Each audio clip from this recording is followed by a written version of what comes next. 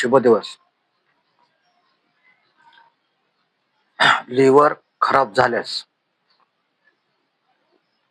किंवा लिव्हर खराब होऊ नये म्हणून आणि फॅटी लिव्हर साठी उपाय कोणता?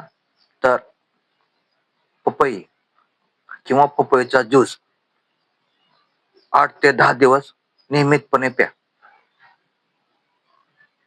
यामुळे तुमच्या लिव्हरचे कार्य सुधारेल आणि लिव्हर मजबूत होईल. फक्त हा उपाय करा. या उपायाने तुम्हाला चांगला फरक पडेल. पपई किंवा पपईचा ज्यूस.